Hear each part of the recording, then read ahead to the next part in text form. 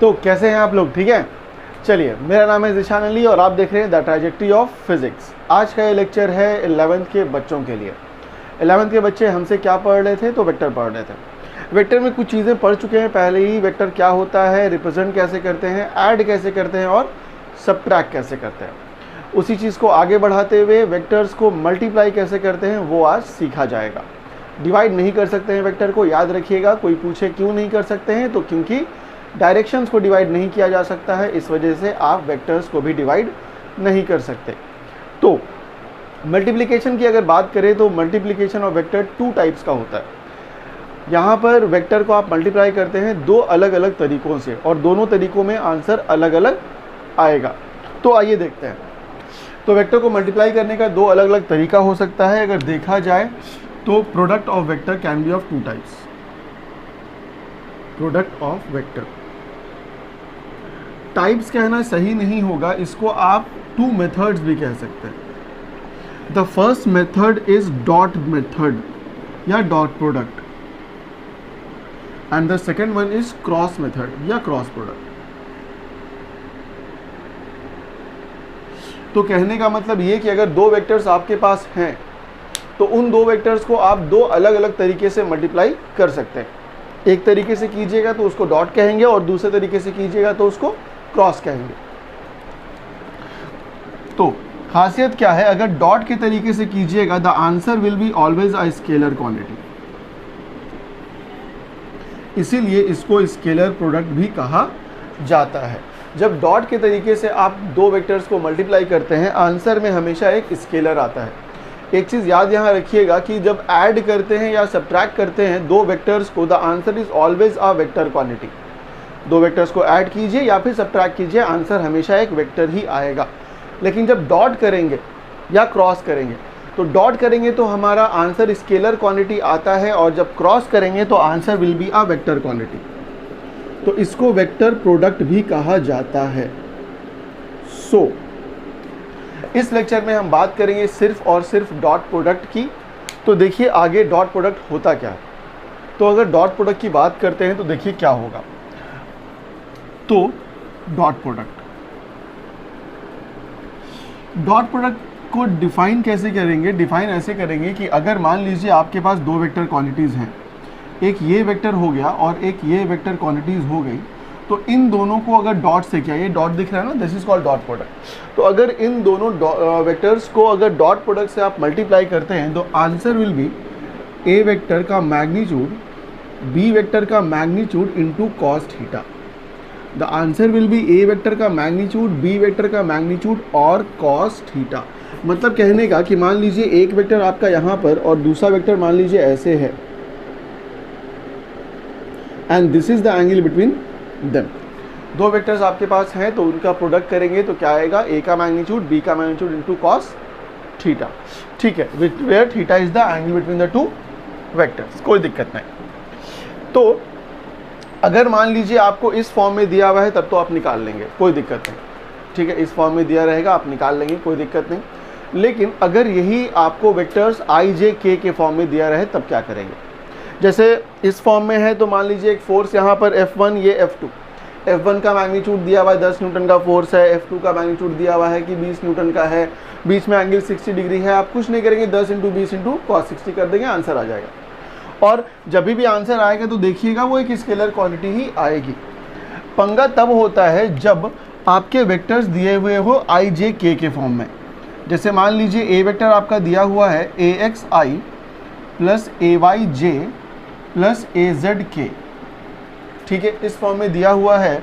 और जो B vector आपका है वो बी वेक्टर कुछ ऐसे है BXI plus BYJ plus BZK। ठीक है, इस फॉर्म में अगर वेक्टर आपका दिया रहे तब आप क्या करेंगे। हिसाब से क्या कहा गया है आपको कहा गया है कि ए वेक्टर ऐसे डॉट बी वेक्टर। ठीक है, तो ए वेक्टर की जगह पर लिख दीजिएगा AXI AYJ plus AZK dot BXI plus BYJ plus BZK। ठीक है, डॉट का मतलब क्या होता है, मल्टीप्लिकेशन ही होता है। तो अगर इसको मल्टीप्लाई करेंगे तो देखिए एक टर्म लीजिएगा, उस टर्म को बारी बारी इससे मल्टीप्लाई, फिर इससे, फिर दूसरा टर्म लीजिएगा इससे, इससे, फिर तीसरा टर्म लीजिएगा इससे, इससे। जब तोड़ेंगे तो मेरे पास 9 डिफरेंट टर्म्स होंगे। तो अगर इसको लिखा जाए ax इंटू बी एक्स, तो ax ठीक है, bx अपनी जगह पर ठीक है। वेक्टर क्वांटिटीज कौन सी है? I cap dot I cap. Clear हो गया? डॉट लगाया है सिर्फ वेक्टर्स में, ax और bx तो मैग्नीट्यूड होगा, ये दिया रहता है ना 2i + 3j, तो ये 2 तो मैग्नीट्यूड होगा। अगर इसको इससे मल्टीप्लाई करते हैं तो हो जाएगा ax by i dot j। ध्यान रखिएगा कि i से j को डॉट कर रहे हैं तो i डॉट j रहेगा यहाँ पर, plus sign ax bz i dot k, plus sign. अब इसकी बारी, तो ay bx इस बार j dot i plus ay by j dot j plus ay bz j dot k, ठीक है, प्लस साइन। अब इसकी बारी, ये हो जाएगा az bx k dot i plus az by k dot j plus az bz k dot k। सो हमको यहाँ पर 9 डिफरेंट टर्म्स मिले, ठीक है। चलिए, बहुत लंबा सा है ना। अब देखो सॉल्व कैसे होगा। तो करना क्या है, ax bx तो अपनी जगह पे कोई दिक्कत नहीं, ये मैग्नीट्यूड ही होता है। बात आके फंसी यहाँ पर i डॉट आई का क्या करें। अभी हम जस्ट क्या बताएं, अभी हम जस्ट ये बताया कि दो वेक्टर्स को डॉट करोगे, आंसर होगा a का मैग्नीट्यूड b का मैग्नीट्यूड cos थीटा। तो ये सेम चीज़ अप्लाई करते हैं इस पर। अगर मान लीजिए कि आई कैप डॉट आई कैप है, इसका मतलब क्या हो जाएगा, आई का मैग्नीट्यूड दूसरे वाले आई का मैग्नीट्यूड और कॉस 0 डिग्री। 0 डिग्री क्यों होगा? क्योंकि देखिए पहला वाला जो आई है वो उसका डायरेक्शन क्या होगा, एक्स एक्सिस की तरफ, और जो दूसरा वाला आई है उसका भी डायरेक्शन क्या होगा, एक्स एक्सिस की तरफ। तो अगर दोनों वेक्टर्स का डायरेक्शन सेम है तो दोनों के बीच के एंगल कितनी होगी, 0। सो आई का मैग्नीट्यूड कितना होगा, 1। आई का मैग्नीट्यूड 1 और cos 0 की वैल्यू होती है 1, सो आंसर इज 1। आई का मैग्नीट्यूड 1 क्यों हुआ, क्योंकि वो यूनिट वेक्टर था, और यूनिट वेक्टर का डेफिनेशन ही है उसका मैग्नीट्यूड 1 होता है और उसका एक डायरेक्शन होता है। तो आई डॉट ए, आई की वैल्यू कितनी हो गई, 1 हो गई। सिमिलरली आई डॉट जे की बात करें, अगर आई डॉट जे की बात करें कहाँ पर, इधर ही करते हैं।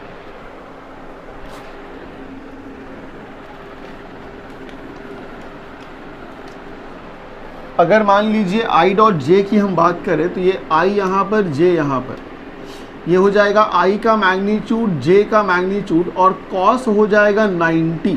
कॉस 90 क्यों होगा, क्योंकि आई कैप किधर है, एक्स एक्सिस की तरफ, और जे कैप किधर है, वाई एक्सिस की तरफ। एक्स और वाई के बीच का एंगल होता है 90, तो कॉस 90, कॉस 90 0, तो ये पूरा टर्म भी हो गया 0। सिमिलरली आप आई और के को देखिए, तो आई आपका एक्स एक्सिस की तरफ, के आपका जेड एक्सिस की तरफ, x और z के बीच में एंगल होता है 90, इसकी वैल्यू भी 0। तो अगर देखा जाए तो आई की वैल्यू 1 आएगी, आई जे की वैल्यू 0 आई, तो ये पूरा टर्म हो जाएगा 0। सिमिलरली आई के का भी टर्म हो जाएगा 0, जे आई का भी 0, सिर्फ ये वाला बचेगा, इसका भी हो जाएगा 0, इसका भी आंसर 0 और इसका भी आंसर 0। सो आपके पास क्या बचा, अगर आप a vector dot b vector कर रहे थे, इसकी वैल्यू 1 निकाल के रखी है मैंने, बचा क्या, ax bx, प्लस यहाँ क्या बचता है, ay by, और वहाँ बचता है az bz। सो बच्चों आपको ये चीज़ याद रखनी है। आपने दो चीज़ समझ ली यहाँ पर।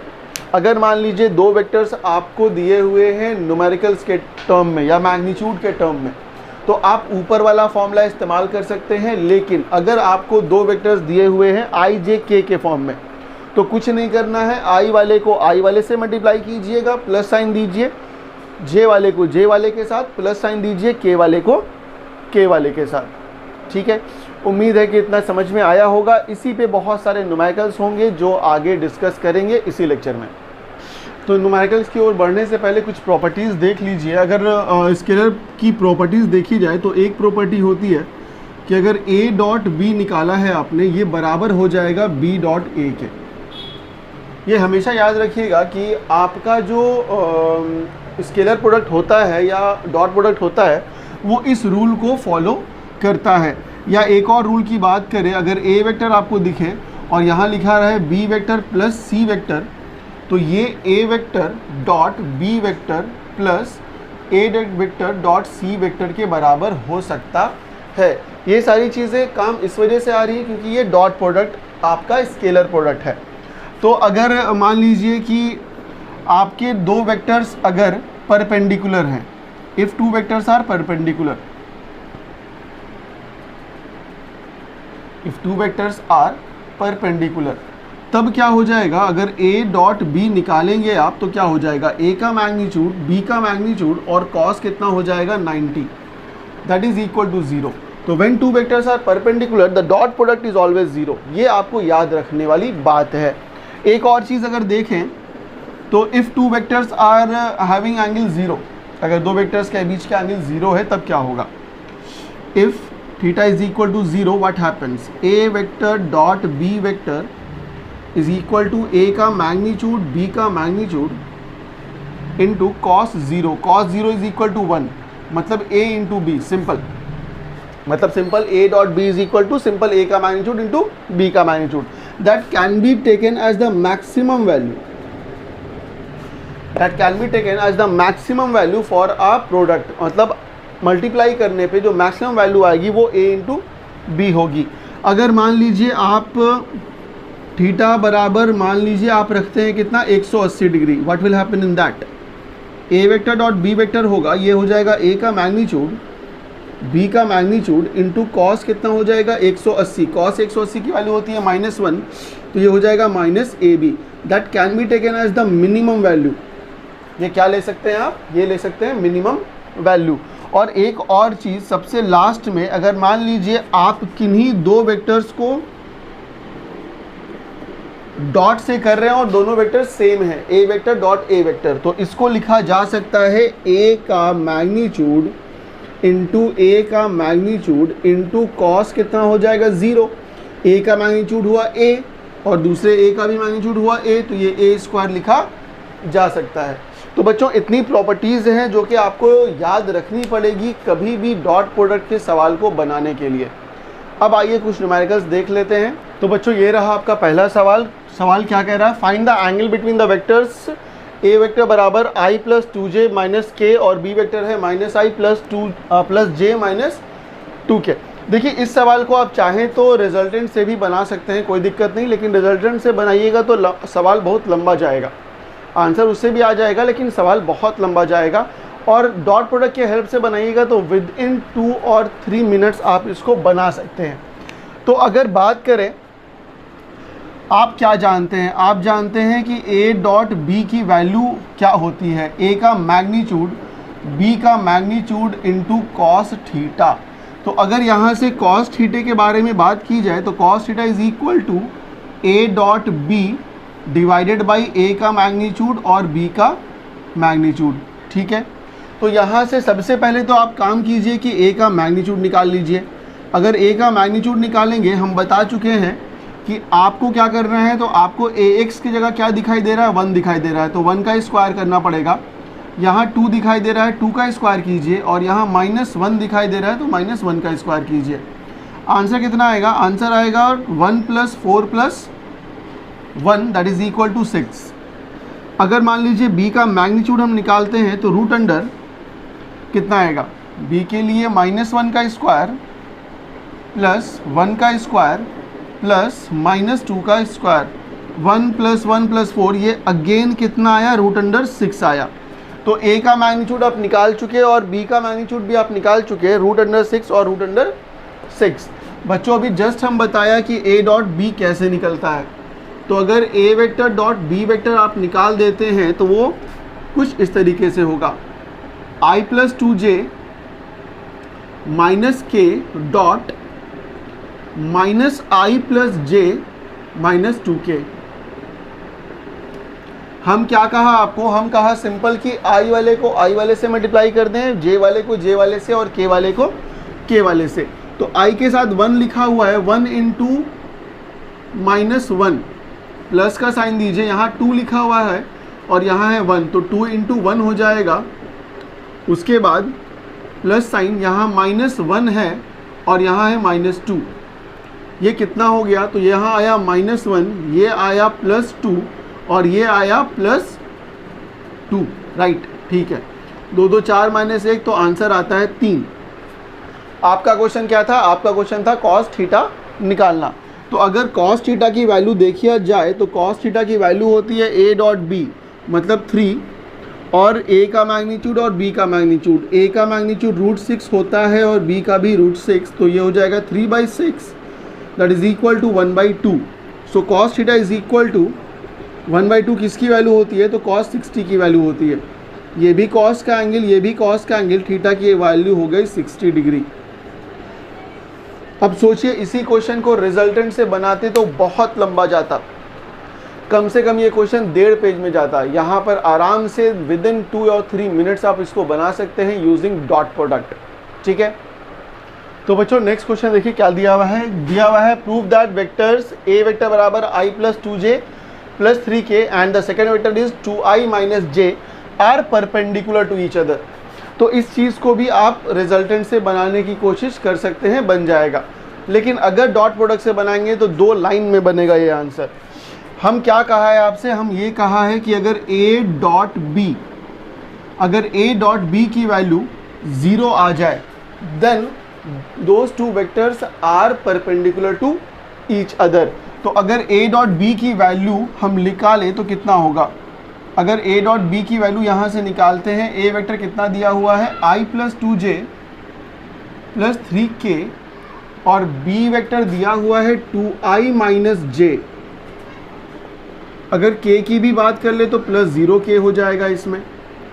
हम कहा है i वाले को i वाले से मल्टीप्लाई कीजिए तो 1 इंटू 2 हो गया, यहाँ आया 2 इंटू -1 प्लस साइन, फिर आया 3 इंटू 0, ये टर्म तो 0 हो गया, ये आएगा 2 और ये आएगा -2 दैट इज इक्वल टू 0। तो अगर आपका a डॉट बी 0 आता है then the angle between the 2 vectors must be 0।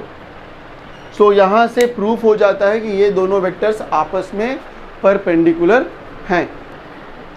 तो बच्चों एक बहुत ही प्यारा सा सवाल यहाँ पर आपके सामने है डॉट प्रोडक्ट को समझने के लिए। ये क्वेश्चन आपको एनसीईआरटी के एग्जाम्पल में भी मिल जाएगा। सवाल क्या कह रहा है, सवाल कह रहा है कि एक बॉडी है जो कि कंस्ट्रेंड है जेड एक्सिस के तरफ ही मूव करने के लिए। इसका मतलब क्या हुआ, अगर मान लीजिए हम कोऑर्डिनेट सिस्टम बनाते हैं तो ये आपका मान लीजिए एक्स एक्सिस है, ये मान लीजिए y axis, then this should be z axis, ठीक है। ये एक्चुअली में ऐसा होगा, ठीक है। अब एक बॉडी है मेरे पास जो कि हमेशा जेड एक्सिस में ही मूव कर सकती है। मान लीजिए कि दिस इज़ द बॉडी, अगर ये एक बॉडी है जो कि हमेशा जेड एक्सिस में ही मूव कर सकती है और इसमें अगर फोर्स हम लगाएंगे, इसमें फोर्स लगाएंगे तो ये इधर जा सकता है, इधर जा गया कितना, तो 4 मीटर गया, और फोर्स जो है उसकी वैल्यू है इतनी, फोर्स जो है उसकी वैल्यू इतनी है। तो सबसे पहले आप लिख लीजिए कि व्हाट इज़ फोर्स। फोर्स की वैल्यू दे रखी है -i + 2j + 3k, this is the value of force.